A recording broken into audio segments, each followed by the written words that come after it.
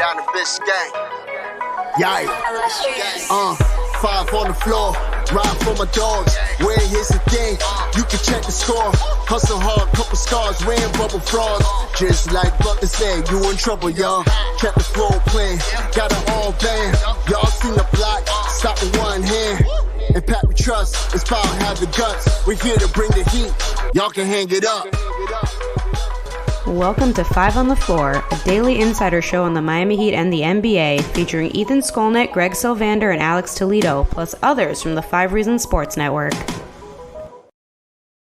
All right, welcome back to 5 on the Floor. We're sponsored today by Rock Esports Center. Check it out. This is where you can play games all day long. Mention 5 Reasons or 5, and you get $5 off on the $25 play all day. We're having our next watch party, Heat at OKC. We're doing the 2K tournament before the game this time. So check it out, 5 o'clock Eastern. The game is at 8 o'clock Eastern.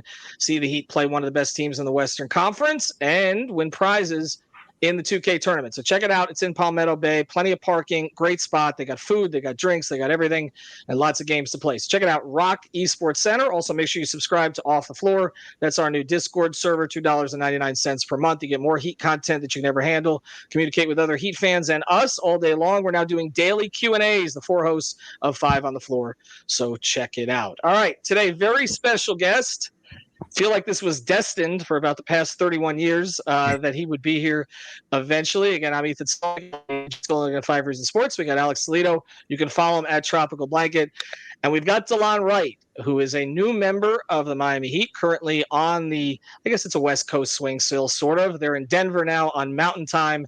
Going to play the Nuggets tomorrow. Try to wrap up a 4-0 road trip after winning 2 straight on the road prior to the break. Delon, we really appreciate you joining us. Again, this is something that we thought may happen someday. We know that the Heat always circle back to guys, but as Eric Spoelstra says, you've kind of been family with the organization for a long time. I just wanted to start with this. What were kind of your earliest recollections of being around the Heat, around Darrell with the Heat, meeting Dwayne? I mean, what do you remember from kind of the very beginning when you were, I guess, 11 years old when Darrell was drafted? Yeah, first off, thank you for having me. So like I remember coming to Miami for Christmases. That was probably the only time I was able to come to games because I was in school and I was playing AAU or in Little League back home in LA. So I wasn't able to get to Miami too often, but during Christmas, I feel like we were always able to come to the Christmas games. I feel like they were against the Lakers a lot. Because of Shaq and the Kobe, Laker history they had. I just remember, I think I just spoken this a few days ago about how I used to be in the back of the practice gym with like Tim Hardaway Jr., Little GP, Alonzo's son, who else? Shaq Kids. Shaq Kids were there too. So those were probably the earliest memories I had of being in Miami.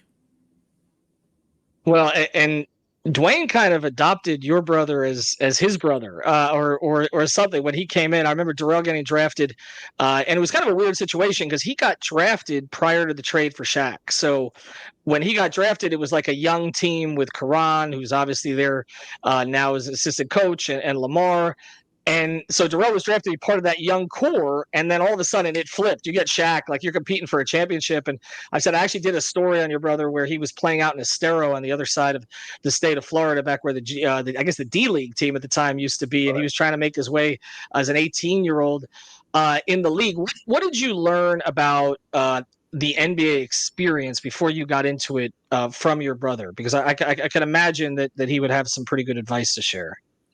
Yeah, so which is ironic that we pretty much came into the same type of situation coming into the NBA where we had to wait our turn. So I feel like I just, it wasn't nothing that he like specifically told me about what to expect, but I just picked up on things that I saw him go through, which was waiting his turn to play. And whenever he got his opportunity, he showed what he can do. So I just tried to follow his footsteps in that aspect. Alex, we're going to bring in another of our co-hosts here, Greg Sylvander, who rushed home from work. He wanted to be here so badly with you today. I've got one more, and then I'm going to send it over to Alex on this stuff. Your experience going through high school ball before, and again, you mentioned California, and then obviously playing at two different schools. Did you always think, again, seeing kind of what your brother experienced, but others in the league, did you always think I'm going to be an NBA player? Oh yeah. So I also tell this story a lot too. When my brother went straight out of high school, like I was sixth grade, seventh grade. So I thought I was going straight out of high school. I was like, if he can go out straight out of high school, and at that point, I felt like I was better than him. Not like I'm saying like I was playing AAU since sixth grade. He had just kind of picked up on basketball and just made it to the NBA. So I just thought it was going to be easy, and I had been being the best player in my area for so long, I just thought that I was going to walk into the NBA. So once I got to high school and I saw that people were way better than me and stronger, I was like, oh, I'm gonna have to put in a lot more work. And then I just kept grinding from there. And eventually, I knew that I was going to have a chance. I just didn't know how I was going to get there and what type of path I was going to take. So kind of with the collegiate career that you had and kind of transitioning here to the early part of your career with the Raptors, you got to play against the Heat, even though it was your rookie year, I believe, for the Raptors when the Heat matched up versus the Raptors in the second round in 2016. What were kind of like your recollections from that series? And I guess just here asking about the early part of your career and what that development was like for you and kind of what lessons you learned along the way there. Well, yeah, I mean, I didn't play too much, so I was really just observing that series. I was really excited because we were playing against D Wade, and he was my favorite player growing up. Also, my brother was on the team. He had just came from China, I believe. So we had a lot of family in town, and it just felt like a family. I even hung out with the team, with like UD. D Wade, my brother, and a few other guys. While I was on the other team, we went to dinner. I couldn't really tell anybody because we were in the middle of a playoff battle. But I want to suggest something. It's a lot before you go forward. Don't do that now while you're with the Heat because that's one of Riley's big things. So I'm glad you kept that quiet. And obviously, Heat fans are going to like the fact that you were hanging out with Heat players during that series. But Pat didn't even like Zoe and Patrick Ewing hanging out. They were best friends during the Heat Knicks series. So just a word of advice on that one. Yeah, to piggyback off of that, I think it was like game 3 or 4. No, it had to be game 3 in Miami. I went around the family room, like upstairs part, and then I think my brother. It wasn't my brother that took me up there. It was his wife. She was like trying to take me to the family room during a series, and I was like, I don't think I should be up here right now. I'm on the opposite team. I don't think that the Heat organization would like that. And she kind of took me in there, and then I think she heard from someone that that wasn't allowed to happen. So I definitely know that that's not a good thing to be doing in the middle of a playoff battle. I want to bring Greg in here next, but I got one question that just jumps out to me because we're going to get into your defense, obviously, because that's a calling card of yours, and obviously that's a big reason why the Heat wanted to acquire you. And it's surprising to me because you've bounced around a little bit. Obviously, you've been with several teams. I know you signed a 2-year contract with Washington, and now again at 31 years old, you get an opportunity to play in a rotation with Miami. Why do you think that is? Because you have a skill set that is highly valued, particularly in a day and age that it's tough to defend. Like they don't let you defend the way that they used to let people defend, and you still do it at an extraordinarily high level. So why do you think that is? Yeah, I think it's just me being that fringe type player. Like sometimes I can start, fill in for certain guys. Sometimes I'm a backup. And also my contract is like it's a great tradable contract usually when I sign. So most of the time I'm going to get thrown into trades, or if they want to upgrade in certain areas, I'm going to be a guy that other teams are going to be used to, as a trading asset. So I mean, it sucks. That was one of the reasons I was like contemplating wanting to do a buyout because I didn't want to have to join another team because I just know it adds to the stigma of me bouncing around. So once I put that behind me and was like I just have to get out of here, DC, to go join a good situation to help my career keep, prolonging. It was just a decision I had to make. Delon, welcome to Miami. I, amongst many other Heat fans, have actually been a fan of your game and have been campaigning for you to come to Miami for a very long time. So excited that you're finally here. Coach Spo often says, we're not for everybody. That's like his big buzz line. And we all know Heat culture, the expectations, all that kind of stuff. I'm interested, why do you feel you are for Miami Heat culture? What made you gravitate to the organization other than obviously the family ties, etc.? I'm just interested overall, what went into the decision-making process of when you mentioned the buyout landing in Miami? Yeah, so I go over these things in my head all the time. And I'm just thinking, like, the two guys that I followed or like mimicked my game after for the most part were Heat guys. For my brother 6 years, D Wade for I don't know how long he was, here in Miami. But I mimicked my game and what I do after them, and they just so happen to be Heat players. So the things that I take pride in, they do, and they bring to the game. So. I think that was one of the main reasons why I've been able to fit with this type of system is, I just like to do the little things. I like to play team basketball. I'm a culture guy, a loyal guy. So, those things align with what the Heat like and what I like. So I think it's going to be a perfect fit, moving forward. I'll jump in next here, and I want to ask you on that. When you talk about a perfect fit, again, one of the big reasons is on the defensive end. That this is a team that's needed really for a while, someone to guard the point of attack from the guard position, keep guys out of the paint. I'm just curious, at what point of your career did you decide, okay, I'm going to make that my primary focus? Because obviously you can do things on the offensive end. We saw you do it against the Heat with Atlanta in that playoff series. You were one of the Hawks' more efficient players offensively in that series, in addition to giving Tyler hell at times on the defensive end. I know we've talked about that some, but at what point in your career did you say, okay, this is a way for me to stick for a long time? And when did you realize, okay, because I know the Bob Cousy Award and other things that came to you in college, but when did you kind of say, okay, this is going to be my thing. I'm just going to guard the hell out of people. It might sound crazy, but I think that Heat series was the first time I really, it really clicked in my head. Throughout my career, I've always, hung my hat on playing defense, but I was never, I never looked at myself as, oh, I'm gonna go try to stop this guy tonight. I'm gonna go, try to take him out of this game. So, once, before that Heat series, I wasn't playing as much in Atlanta until like the last 15 games of the season, and my role was to play alongside Trey and kind of guard the point guards. And then on offense, just kind of move the ball, hit spot up shots, and just do the little things. So once I got into that Heat series, McMillan he told me that my matchup was going to be Tyler. So I took that, as a challenge for me to try to make it as hard as possible on him. So Delon, you talk about the defense there and kind of how you've made that your calling card almost, and now I know it's only been a couple of games. It's still really early for you. We haven't even gotten to see you at home yet, and that's coming up too. But as far as what you've seen so far when it comes to the defense and the way that Spo, who has been notorious for cycling through different coverages and what others will call quote unquote junk defenses, what do you think of like kind of that aspect and what you've seen so far, where you're having to execute all these different coverages, and how do you feel you fit there?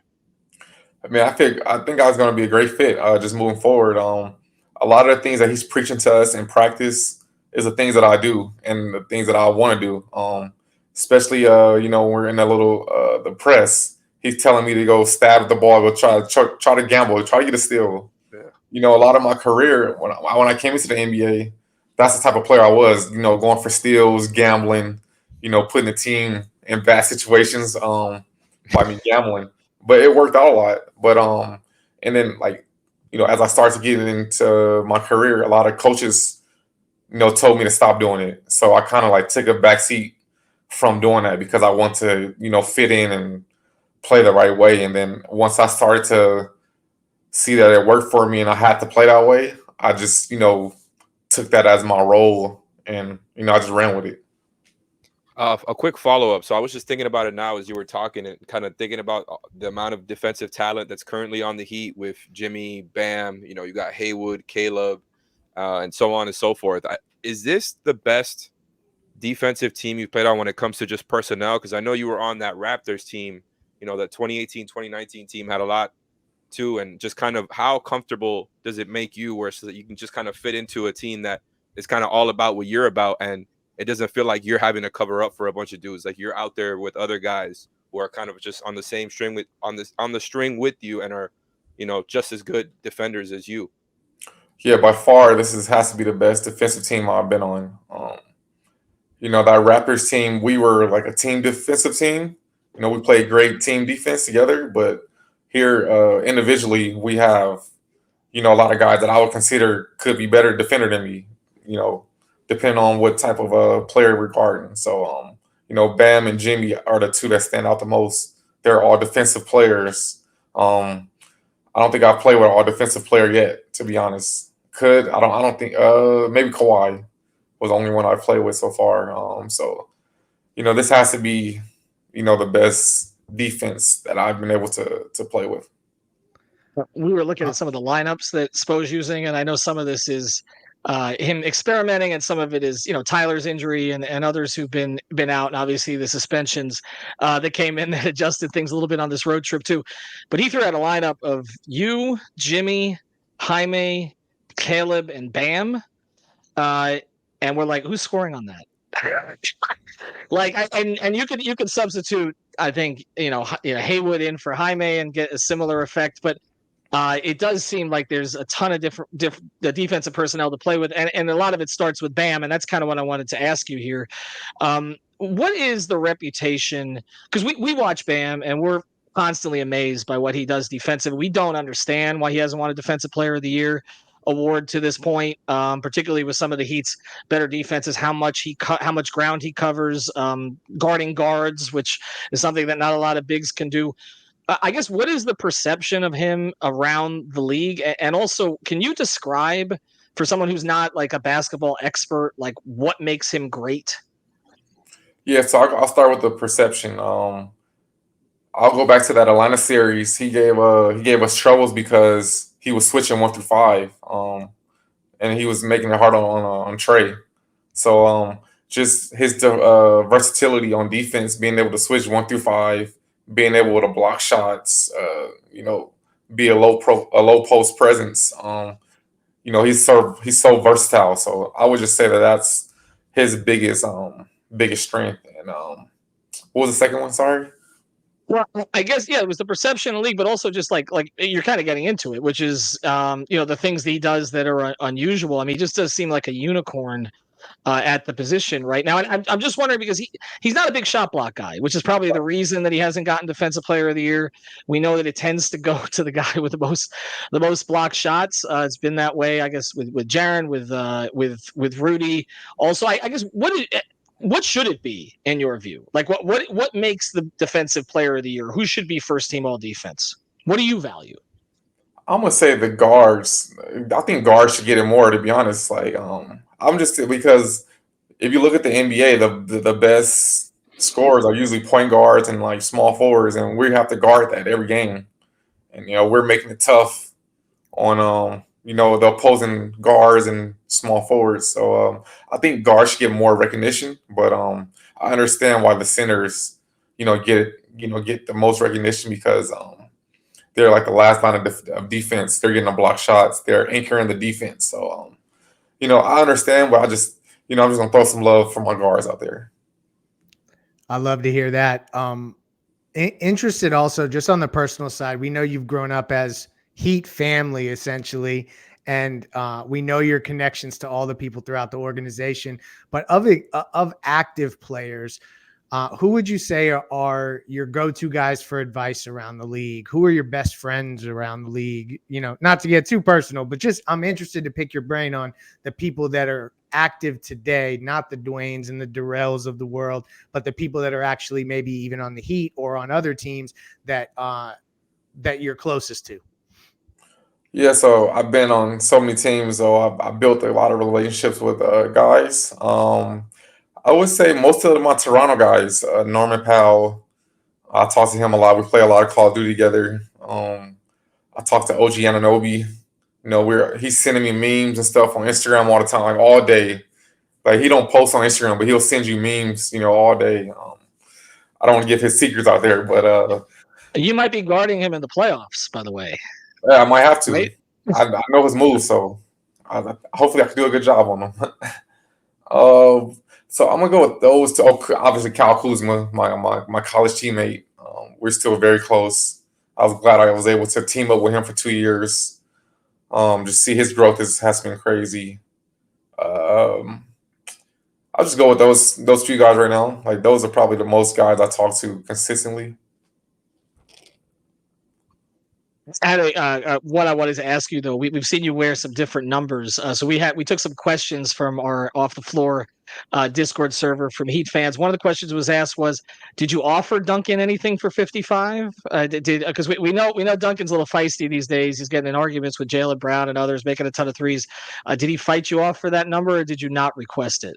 Not even a chance. Like who would I be to go ask him, all-time leader in threes, to switch the number? No way. I didn't even think about it. Like it wasn't even a thought. Did I have Karan friends that say ask me, anything "Okay, about sorry, you taking Karan's number? who?" Yeah, number four. But number four, did Karan? I mean, I didn't know if Karan wanted that hung in the rafters or not, but that's the Ronnie Cycli Karan Butler Heat number. Like, how did you arrive at that one? Honestly, I didn't even think about that. I was thinking about the last person, RJ, that wore it. I didn't think about anybody else before that. But obviously, I've wore 55 most of my career, and then most of the single digit numbers were taken. Like growing up, I used to wear one growing up, which my brother ended up wearing for the Heat. I think he took that from me, but that's nor it's not. We're not gonna talk about that. But so Well, two, that one got retired too, but not for your yeah. brother. But yeah, that you can't pull that one down either. I 'Cause think CB he would have an wore issue three with growing up. that. So. Alex, jump in. So Delon, you mentioned earlier like all the different guys that players like you have to guard every night when it comes to the wings and the perimeter players. And just in general, I wanted to ask you who have you found to be the toughest guys to guard, just kind of over the years for you? The toughest guys are like for me would be Dame. Dame was very tough because you have to pick him up so high, and if you pick him up high, it's a chance of him blowing by you. So I think for me and me guarding these like top players, I need a center that is going to be like kind of on the same page as me, where we're both working together and we're able to switch sometimes. Or because if I have a slow center, it's going to be a long night. He's going to attack me and attack him, and it's going to make me look bad. But if I have somebody in partnership with me that we're both able to hold our own, that's probably when I'm at my best. I don't think people think of that, honestly. I think when they talk about perimeter and wing defenders, they just think about, okay, can he just guard and stay in front of his man? But I don't think they recognize that, the synchronicity that's required with the guys behind them, to have an effective defense. Do you like playing zone, by the way, or not? Because we know Spo uses some of it. Sometimes he'll, like we talk about it, he'll junk up some of the games in the playoffs. He'll throw like a steady diet of zone after we haven't seen it for 3 weeks. And then other times he'll use all the time. Do you enjoy playing zone, or would you just prefer to play as much man as possible? No, I enjoy it because for me, um, when I play regular defense, I play the regular guard my man, go to the corner. It's kind of boring. But when I'm switching and running all over the place, it gives me more opportunity to get steals and get deflections when I'm in a zone. I'm moving around. The offense doesn't know where I'm going to go or if I'm going to switch onto you. So I like to junk it up and give me more opportunities to get steals and deflections and just run all over the place. Does that get you into rhythm? Like I just thought about it now as you were saying, like there's like a defensive rhythm when you're just kind of like in the zone, you're more activated, having to, cover more ground and make more decisions like you're talking about. I've never really considered that before. Like you said, the man stuff is a little bit more boring to you. Is it a rhythm thing? It just kind of keeps you stimulated and activated? Yeah. So like early in my career, I used to shy away from probably guarding the best people because I wouldn't say I was afraid, but I just wanted to, do the best I could in the minutes I had.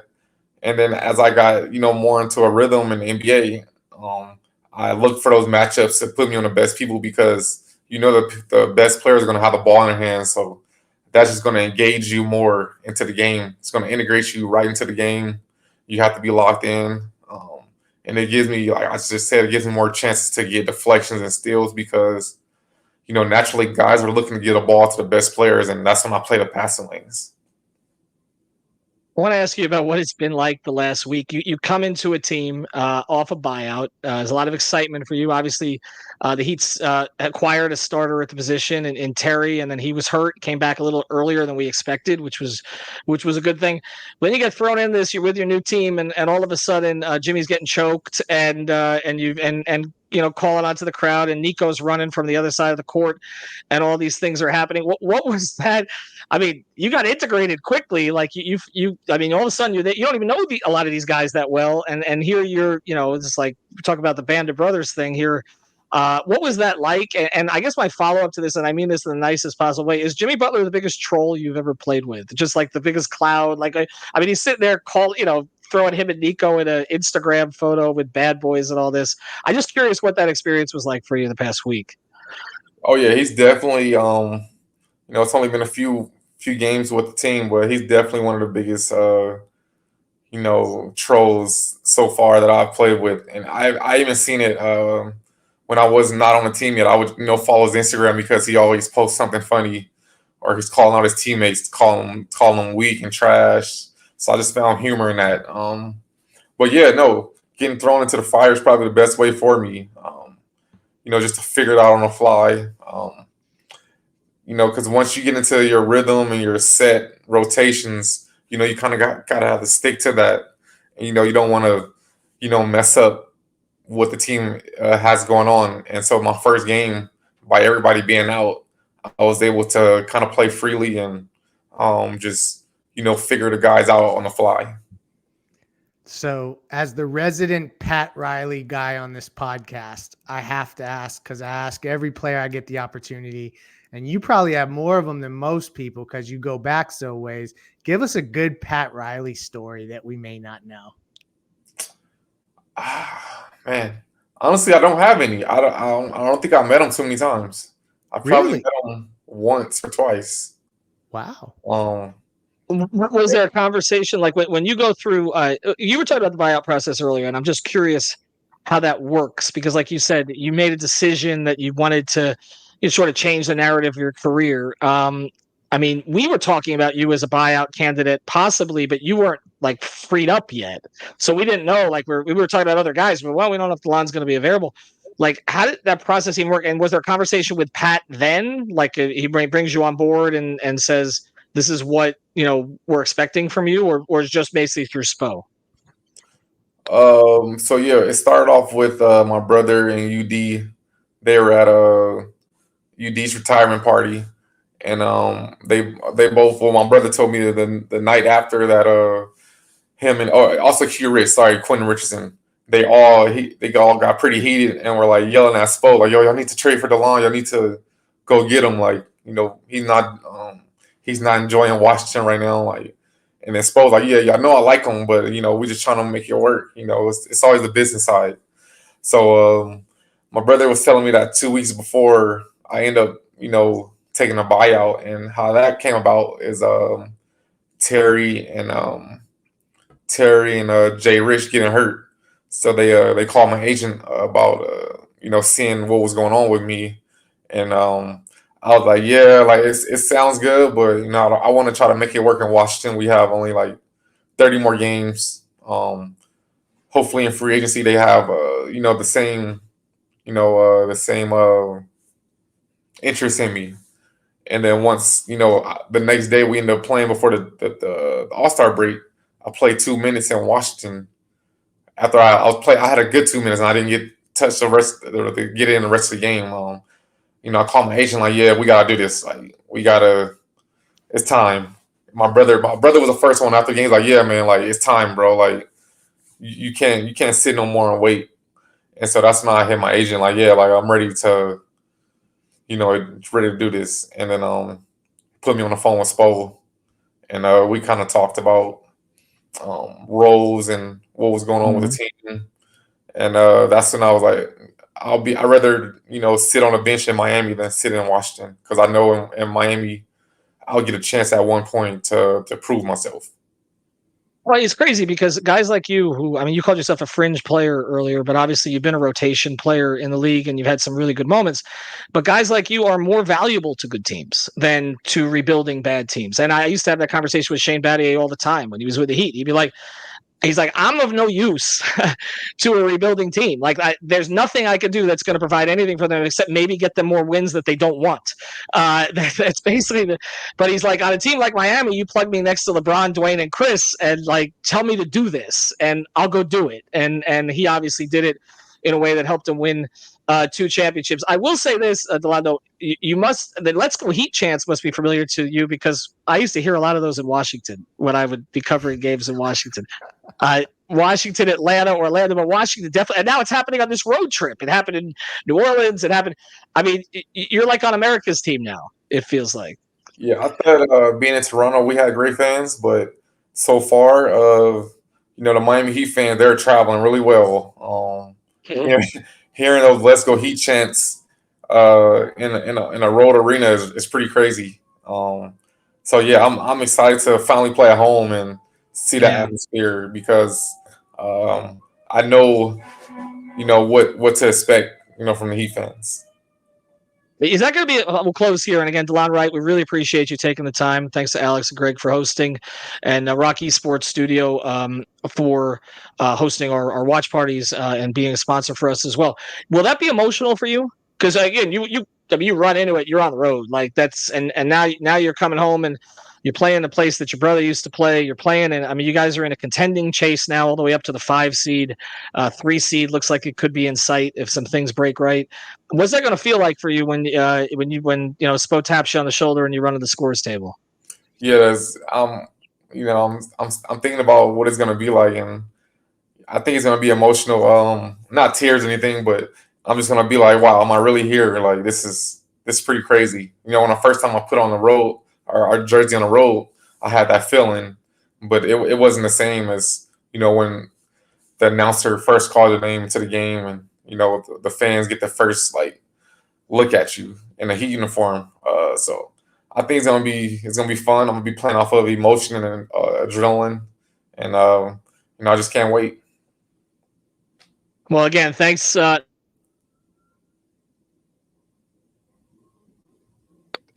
Okay. Gotta come out again. I think we lost our host for a second there. So I guess. But we do appreciate you greatly for coming on the show. We appreciate the time. We hope to have you back again. Here's Ethan. Maybe he wants to close up shop, but I was just thanking Delon again. Internet crash here in Fort Lauderdale. But no, thanks. I just want to say we really appreciate you coming on. And hopefully this will be more than just a 2 or 3 or 4 month thing. I can imagine that, again, contracts up at the end of the season. I can imagine this is a place that you may want to stay. So we wish you the best of luck with everything. And obviously we're happy to be following you the rest of the way here. Thanks, Delon. Thank you guys for having me. I appreciate it. See you soon. Yep.